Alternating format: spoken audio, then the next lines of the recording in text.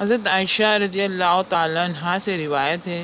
کہ میں نے رسول اللہ صلی اللہ علیہ وآلہ وسلم کی بارگاہ میں عرض کیا کہ مجھے بتائیں کہ اگر مجھے پتہ چل جائے کہ آج شب قدر ہے تو اللہ سے کیا عرض کروں اور کیا دعا مانگوں؟ تو پیارے آقا دو جہاں صلی اللہ علیہ وآلہ وسلم نے فرمایا، یہ عرض کرو، شب قدر کی دعا، اللہم انک عفو تحب العفو فاعف عنی